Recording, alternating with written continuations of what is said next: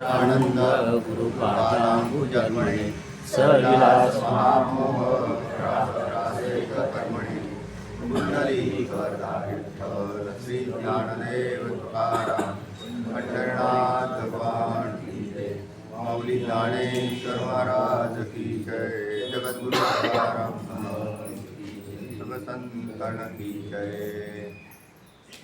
सांगा काय वाटतंय सांग।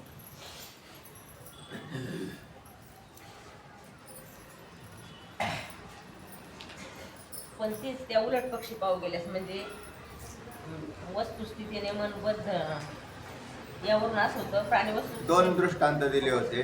बद्ध न होता मनोमय प्रपंच बंधक आहे तीच गोष्ट पुन्हा उदाहरणाने सांगितलं। 34वा श्लोक आला होता त्याच्यामध्ये काय म्हटलं होतं?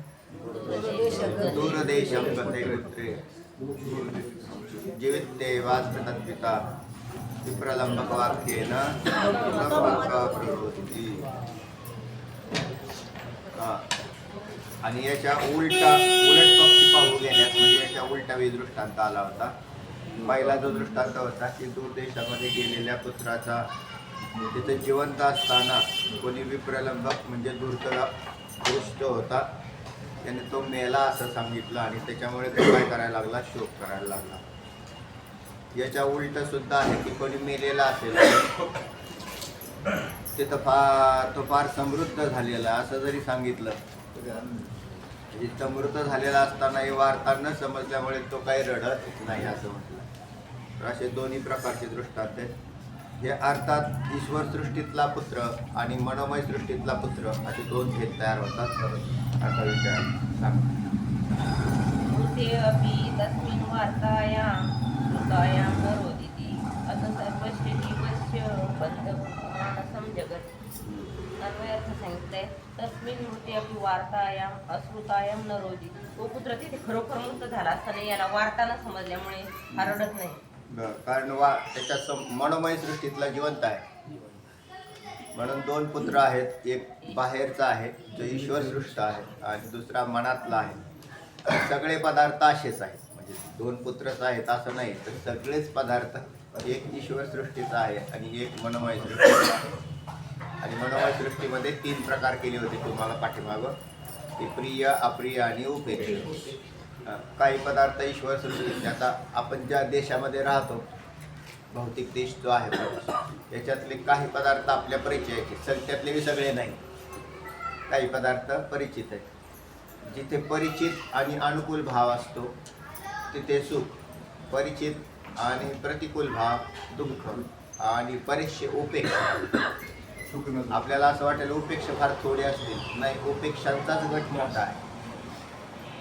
आजूबाजूला जेवढे लोक राहतात हे आहेत इथे राहतात कितीतरी वर्षापासून राहतात पण आपला त्यांच्याशी संबंध नसल्याने उपेक्षाच होते। कितीतरी घरं आहेत त्या घरांचा आपल्याशी काही संबंध नसल्यामुळे उपेक्षित होते। आणि अशा कितीतरी वस्तू इथं पण दर रस्त्याने किती बी गाड्या चालतात त्याच्याविषयी अनुकूल प्रतिकूल भाव सुद्धा नाही। आता गाड्या चालू आहेत का नाही अनुकूल प्रतिकूल भाव नाही उपेक्षा गट आहे। कितीतरी त्याच्याशी संबंध आला काही तरच अनुकूल किंवा प्रतिकूल भाव तयार होतो बस बाकी काहीच नाही। तर या ईश्वर निर्मित पदार्थ आणि मनोमय सृष्टीतले पदार्थ यांच्यातला हा संघर्ष आहे। याच्यात ईश्वर सृष्ट पदार्थ हे आपल्याला त्रासदायक नाहीत हे सिद्ध करायचं होतं त्यातला द्वैत जे आहे मग मनोमय द्वैत जे आहे त्याचा निराश करायला सांगितलेला आहे शास्त्राने। नेहमी जेवढ्या संकल्पना आहेत ज्या ज्या संकल्पना शास्त्रात आलेल्या आहेत तर त्या मनापासूनच सुरू होतात कारण प्रपंचाला मनाने धारण केलेलं आहे। भक्ती करा म्हटलं तरी मनापासून करा म्हणतात।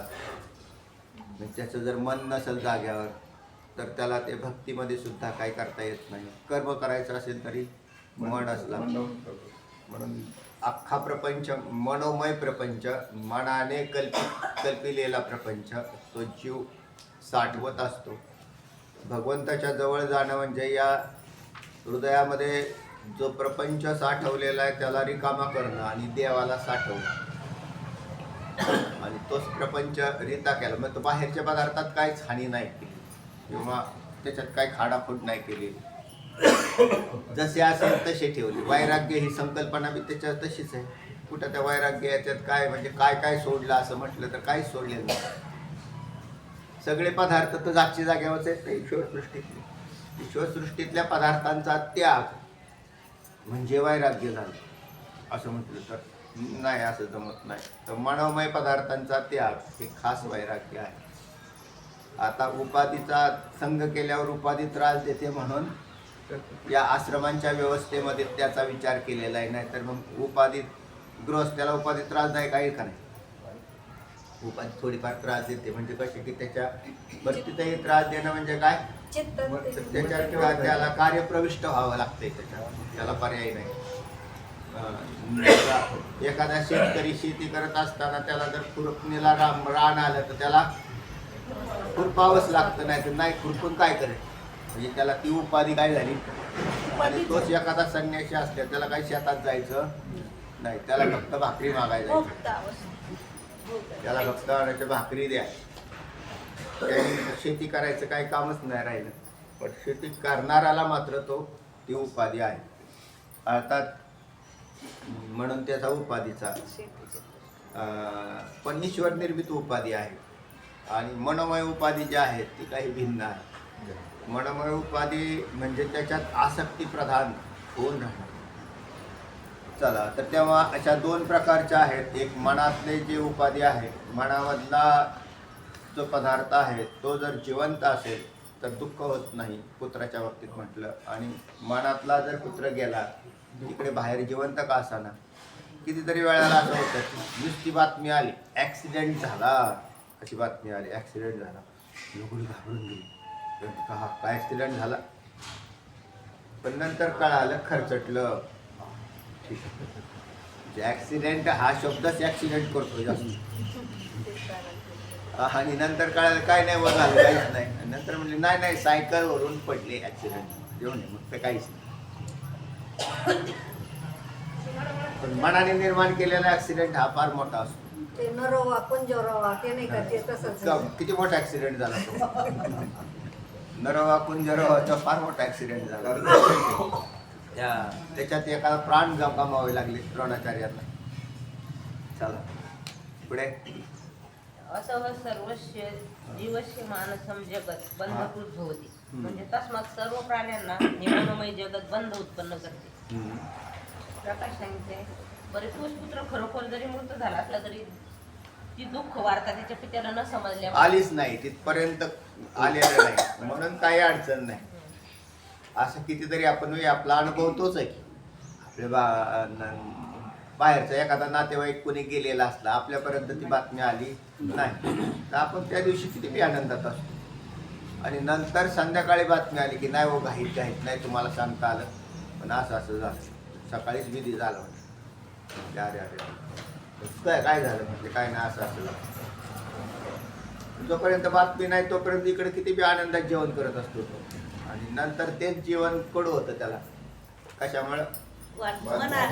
विषम वार्ता आली, दुःखदायक आली. वार्ता न कळाल्यामुळे तो आनंदात राहतो. म्हणजे सारांश सांगितलंय म्हणजे सर्व प्राण्यांना मनोमय सृष्टीत बद्ध का तर मनोमय द्वैतामुळे कळतोय ना विषय. हा एकदम सोपा विषय, सोपा विषय पण सिद्धांत घेऊन आलेला आहे. म्हणजे हा विषय सोपा आहे पण खासच सिद्धांत सांगतो. नाहीतरी वेदांत शास्त्राचा अध्ययन केल्यानंतर तरी काय होतं, त्याच्या याला हाच विषय वेदांत शास्त्रात हाच विषय आला. तिकडं देताना वैराग्य आलं. ते वैराग्य म्हणजे ते वैराग्य काय कळत नाही आम्हाला. ते वैराग्य पाहावर कसं चित्तात जे जे विषय संग केलेले आहेत ज्या विषयाचा ते विषय त्रासदायक आहेतच. तो संग करायचा नाही करायचा, किती प्रमाणात ठेवायचं हे त्याच्यावर आधारित आहे, त्या व्यक्तीवर आधारित आहे. तो जर संगी बनला तर दुःख भोग, त्याच्यात पदार्थ असतानाही त्याचं मग आता त्या पदार्थाचं नैश्वरत्व, उत्पत्तीवान म्हणजे उत्पन्न होणारा, नाश पावणारा, नैश्वर असं त्याचं जर स्वरूप कळालं. ईश्वर निर्मित हा पदार्थ ईश्वर निर्मितच आहे पण नैश्वर आहे. आत्ता जरी चांगला दिसत असला तरी ते कालातीत होऊ राहिला. प्रत्येक क्षणाला त्याचा घास घेत चाललेला आहे. हे नाश. तर याचं हे स्वरूप जर कळालं तर मग त्याला काम करता येते, त्याच्यावर थांबून राहता येते. म्हणून द्वैताचा निराश हा बुद्धिवृत्तीमध्ये व्हावा लागतो. आणि त्याच्यामुळे काय होईल? बुद्धी स्थिर होईल. बुद्धी स्थिर होण्यासाठी त्याची आवश्यकता आहे. नाहीतर याच्यामध्ये जर संग करत राहिला तर बुद्धी स्थिर होणार नाही. आणि स्थिर बुद्धी जर नसेल तर आत्मज्ञान होत नाही. झालं का? सारांश सांगितले म्हणजे सर्व प्राणी मनोमय सृष्टीने बद्ध होतात. ईश्वर सृष्टीने बद्ध होत नाहीत. म्हणजे हा वेदांचा सिद्धांत त्रिकालबाधित आहे. ईश्वर सृष्टीने बद्ध होत नाही तर मनोमय सृष्टीमुळे बद्ध होतात हा सिद्धांत सांगितलेला आहे. मनोमय द्वैतामुळेच प्रत्येक जीव बद्ध होतो असे जर मानले तर बौद्धांच्या विज्ञानवादाचा अंगीकार केल्यासारखे होईल. बौद्धांचे जे योगाचार मत आलेलं आहे क्षणिकम क्षणी असं योगाचार म्हणजे विज्ञानवादामधलं मत येते. दुःखम दुःखम क्षणिकम क्षणिकम असतम असतम आणि हा?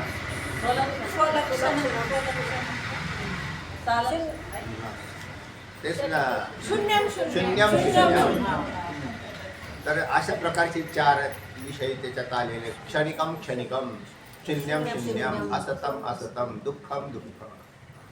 ते त्या प्रत्येक पदार्थ हा दुःखदायक आहे, क्षणिक आहे. आता हा विज्ञानवाद्याने आंतर पदार्थ मानलेले आहेत. त्याच्यातही आंतर पदार्थ योगाचार मताचा विषय सांगतायत. ते म्हणतायत मग तुम्ही तर योगाचार मताचा स्वीकार केला. तर म्हणले तसं होत नाही. योगाचार मतामध्ये बाह्य पदार्थ मानलेलेच नाही आणि आम्ही बाह्य पदार्थ मानतो. हा फरक आहे. मानले नसते तर मग झालाय श्लोक सांगा. विज्ञानवादो बाह्यार्थ वैयार्थात स्यादी हे तिचे न हृदयाकार माधातून बाह्यस्यापेक्षित तत्वतः बाह्यस्यापेक्षितत्वतः. अन्वयार्थ सांगितला. बाह्यार्थ वैयार्थात इह विज्ञानवाद हा स्यातिचे. पण बाह्य पदार्थांचा व्यर्थत्व असल्यामुळे या ठिकाणी विज्ञानवाद प्राप्त होतो असे जर म्हणाल तर हृदय आकारम आधातुम अपेक्षितत्वतः न अंतकरणात आकार उत्पन्न होण्यास त्याची अपेक्षा असल्यामुळे विज्ञानवाद प्राप्त होत नाही. म्हणजे काय मला सांगा सगळं. म्हणजे अंतकरणात पदार्थाचे बाह्य पदार्थाचं ज्ञान झाल्याशिवाय अंतकरणात त्याचं ज्ञान होत नाही. नाही हो. विज्ञानवादाचा सिद्धांत काय सांगितलाय? बाह्य पदार्थ बाह्य पदार्थ मानतच नाही. म्हणून बाह्य पदार्थांना व्यर्थत्व असल्यामुळे त्या ठिकाणी तुम्हाला विज्ञानवादाचा विषय येतोच. ते मानतच नाही. आणि अंतःकरणात आकार उत्पन्न होण्यास त्यांची अपेक्षा असल्यामुळे विज्ञानवाद प्राप्त होत असल्यामुळे म्हणजे बाह्य पदार्थांचे आकार आम्ही अंतःकरणात उत्पन्न झाले वाटतो आणि ते म्हणतात अंतःकरणात पदार्थ उत्पन्न होऊन बाह्य पद्धती. असा फरक आहे दोघांच्यातला हा. म्हणून विज्ञानवादाचा विषय आम्ही स्वीकारायचं काही कारणच नाही, त्याच्याशी संबंधच नाही आला. आम्ही बाह्य ईश्वर, आपण ईश्वर निर्मित बाह्य पदार्थ मानतोय ना. त्यांनी बाह्य पदार्थ खोटे मानलेलेच नाही. आंतरिक पदार्थ बाह्य दिसतात. बुद्धीच पदार्थांचा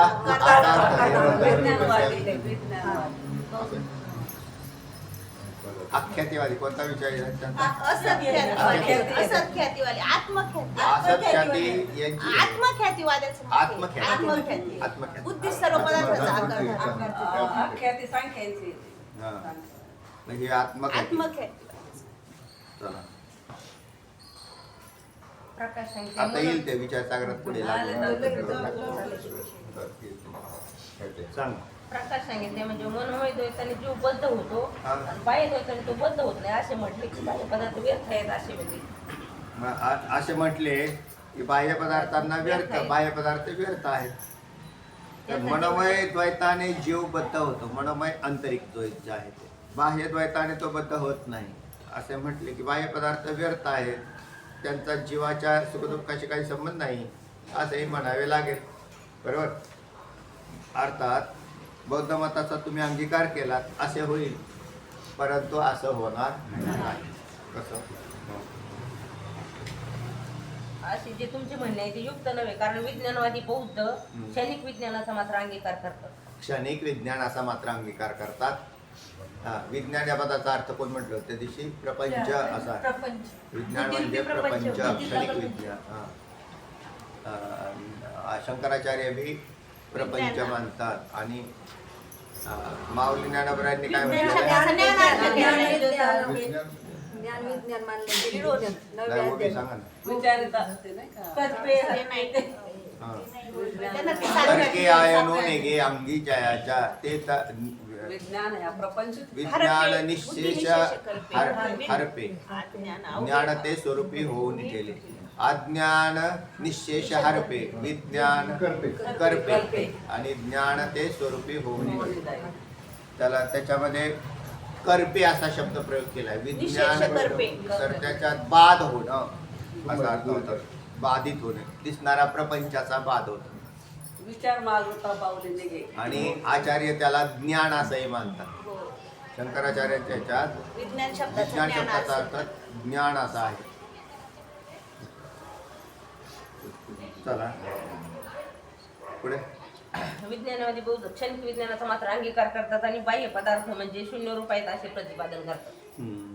पण अखंड चैतन्यवादी म्हणजे अद्वैती अद्वैती विज्ञान वृत्ती ज्ञानात विषयाकार होण्यास बाह्य पदार्थाची म्हणजे अत्यंत आवश्यकता असते. बरोबर आहे. आपल्या पदार्थ वृत्ती जर या पुष्पाकार व्हायची असेल तर ह्या पुष्प जर नसेल तर माझी वृत्ती या गुलाबाच्या आकाराची होईल का? नाही होणार. याच्या वृत्तीच त्याचा आकाराची होईल.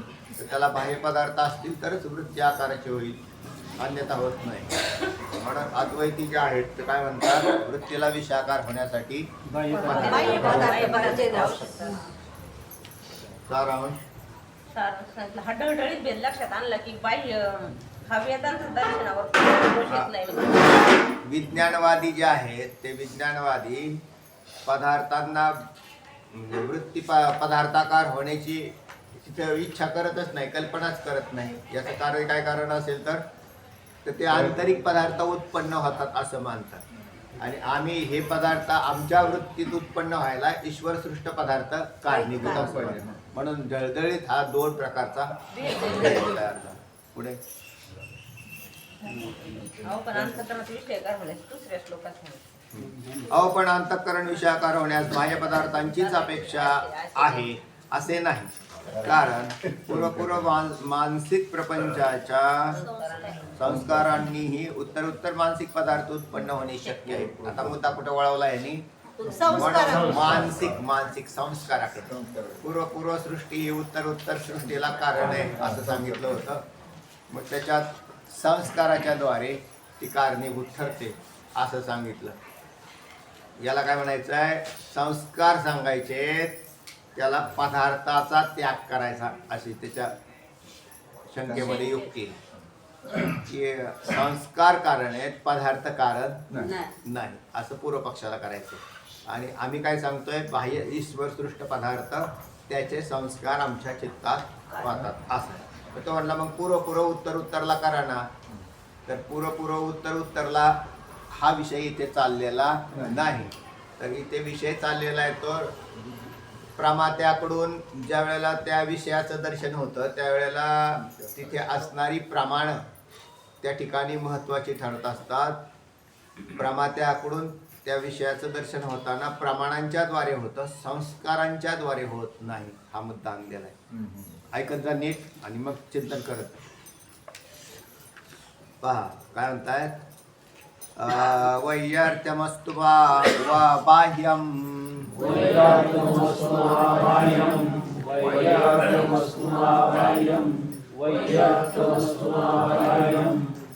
न वारयितुमीश्वहे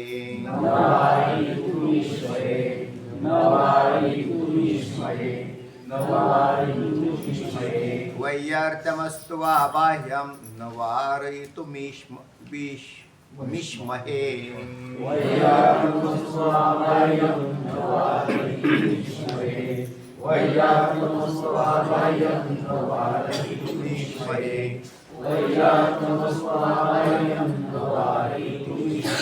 प्रयोजनमपेक्षन्ते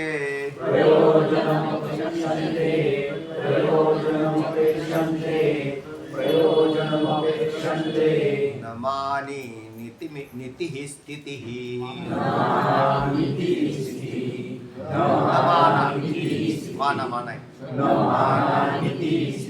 प्रयोजनमपेक्षन्ते न माना नीतिः स्थितिः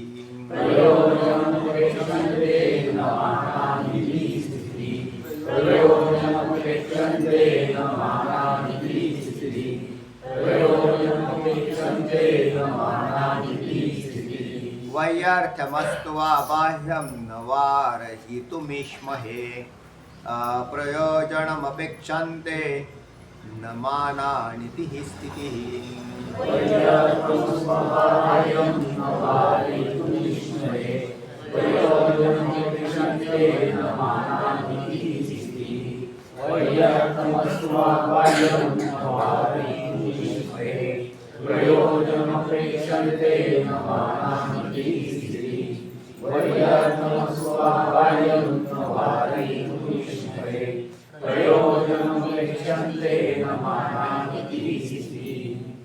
वैयार्थ्यम अस्तु वा बाह्यं न वारयितुम् इष्महे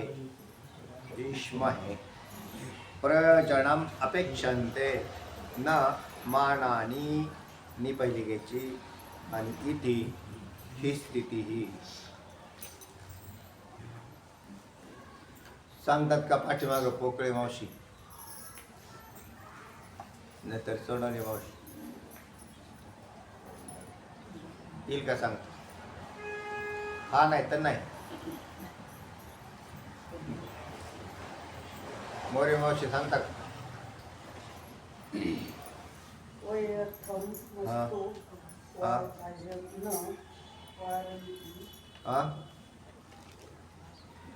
वार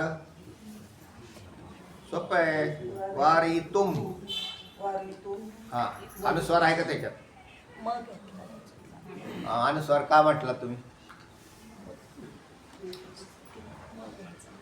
मचा येत असतो वारीतुम आणि मीचा ई होतो संस्कृत मध्ये इष्म हे चला पुढं अपेक्षिते न मानिती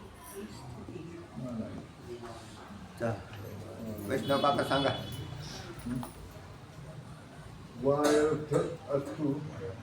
वायर्थम अस्तु त्यांच्या दातात हा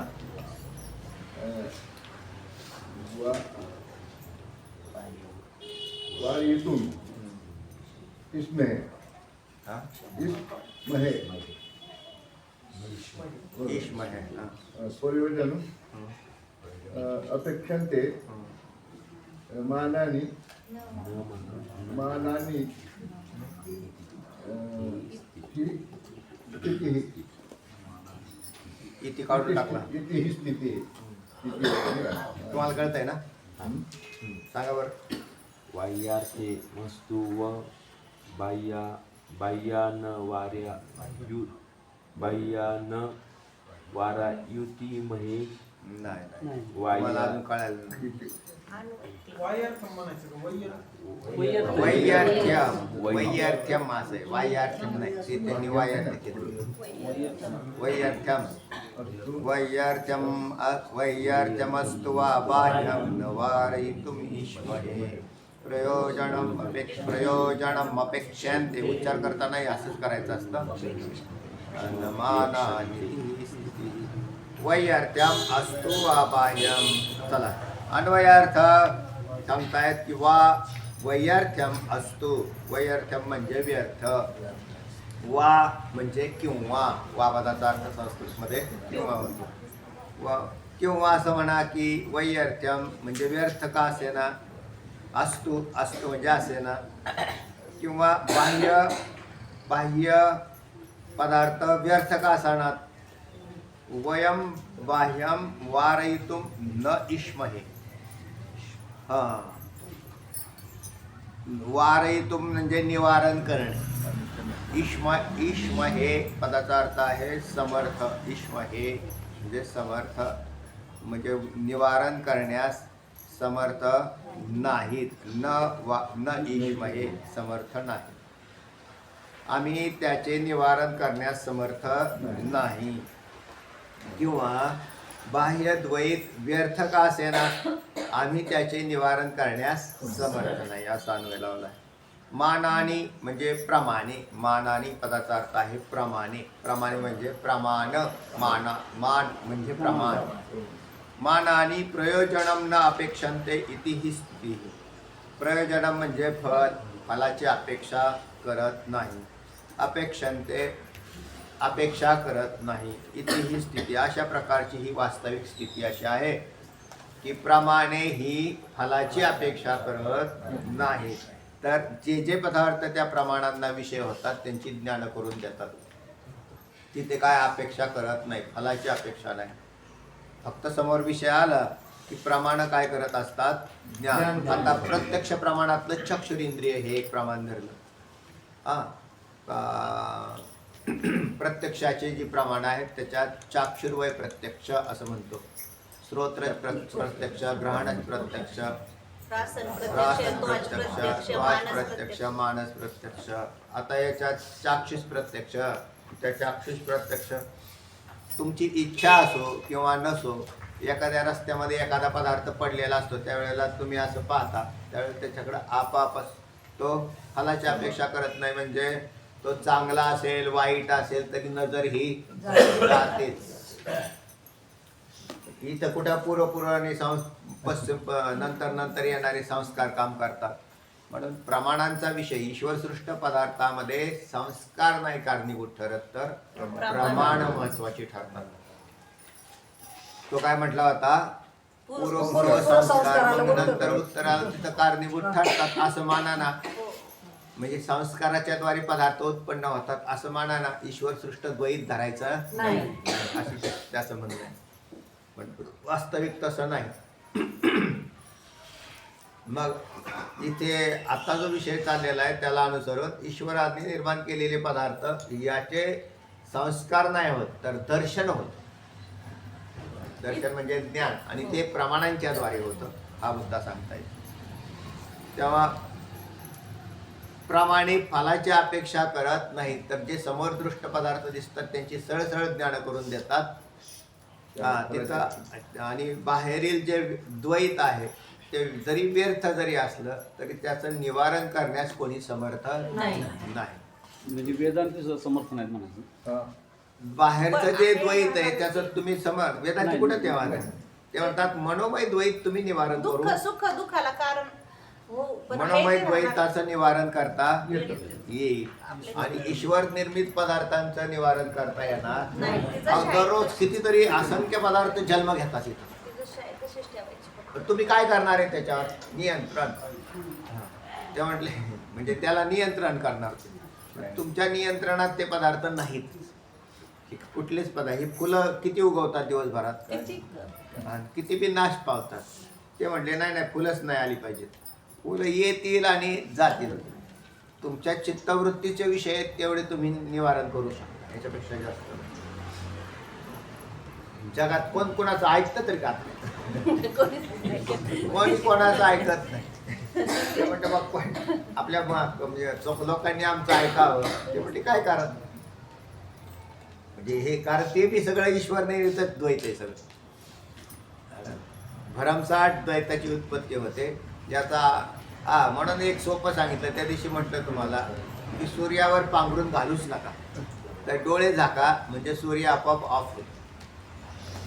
आपण आपले डोळे झाकले तर सूर्याचं दर्शन होणार नाही. पण सूर्याचं दर्शन होऊ नये म्हणून सूर्यावरती जर कापड टाकायला जातात जमणार पसारा मीटर. आणि मग जगामध्ये बी हेच चाललेलं. आपण कितीतरी पाहतो, अरे असं नाही व्हायला पाहिजे, असं नाही व्हायला पाहिजे. असं तर व्हायला नाही पाहिजे, पण झाल्याशिवाय तर काय करणार आहे त्याला आपण. तर ते म्हणले मग काही नाही, आपले आपण पसारा भेटून घ्यावा. हा, म्हणजे ज्या बंद करायचा तर आपल्या आपण बंद करू शकतो. किती विशेषता आहे. पण कारण ईश्वराने निर्माण केलेले पदार्थ आम्हाला बंधात टाकत नाही, तर आम्ही निर्माण केलेले पदार्थ आम्हाला बंधात टाकतात. हा. हा. हा, झाला ना श्लोक पहिला. त्याच्या ईश्वराचे द्वैत जे आहे ते बंध निर्माण करत नाही. सांगा, वाचा. वैयर्थमस्तु वा बाह्यं न वारयितुमिष्महे प्रयोजनमपेक्षन्ते न मानानितिः स्तुतिः.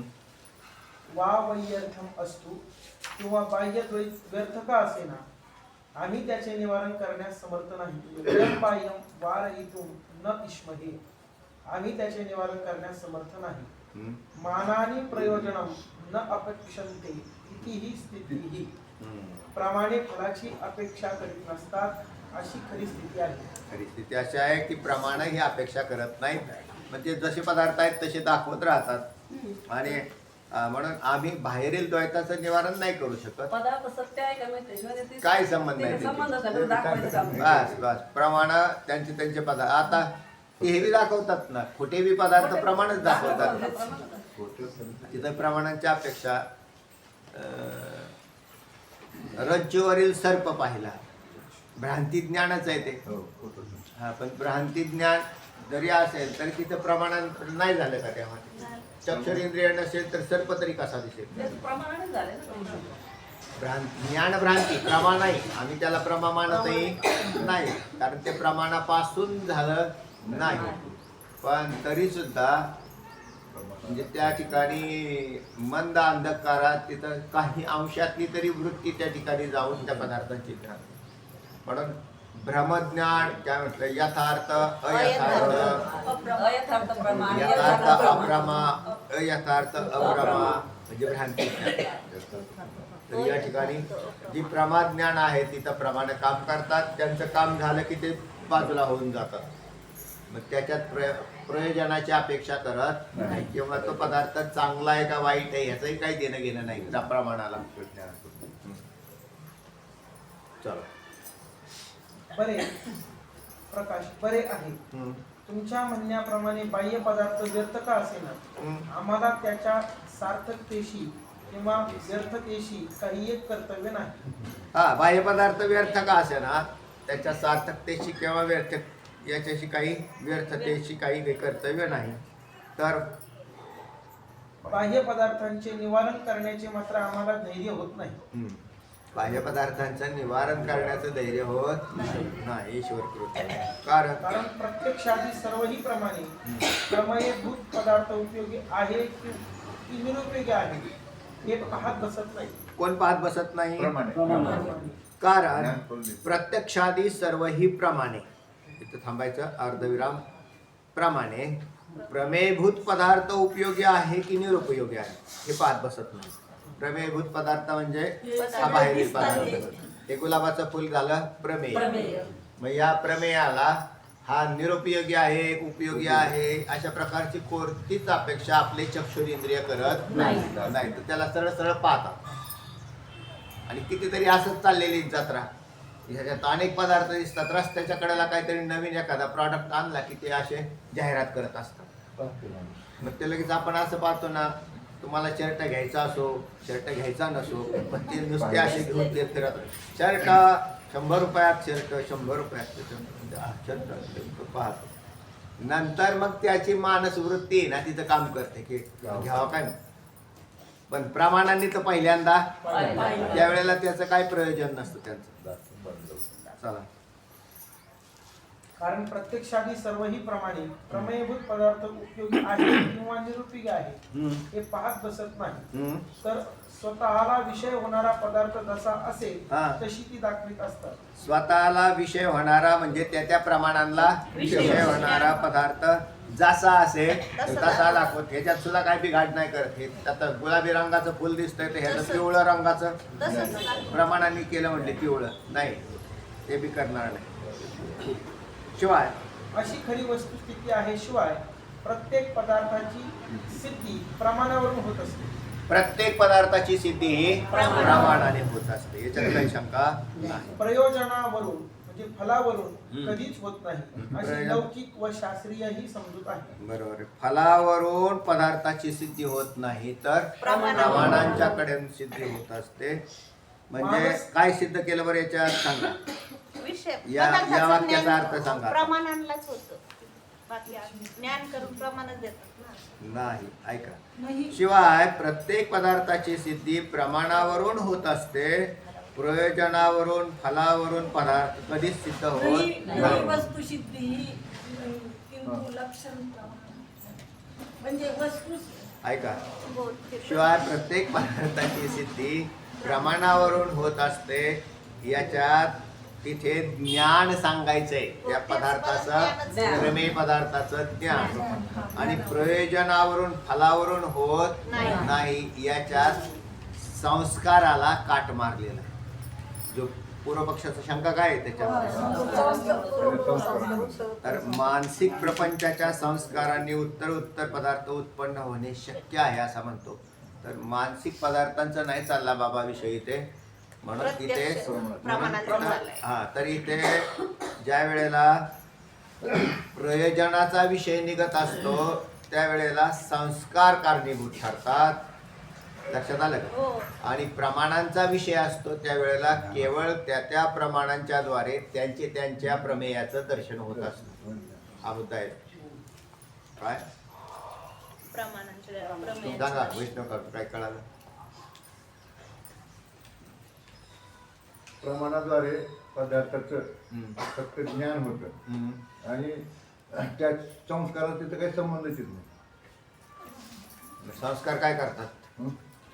नाही, संस्कार त्यांचं चुकीचं आहे का? त्यांचं संस्कार पूर्व संस्कार उत्तर संस्काराला कारण आहे, हे चुकीचं आहे का बरोबर आहे? इथं नाही ना. इथं चुकीचंच आहे ना. या ठिकाणी तिकडे- बरोबर आहे ते बी. ते बरोबर इथं आहे, नाही बरोबर. पण ते प्रयोजनाचा संबंध आहे त्याच्याशी. बरोबर.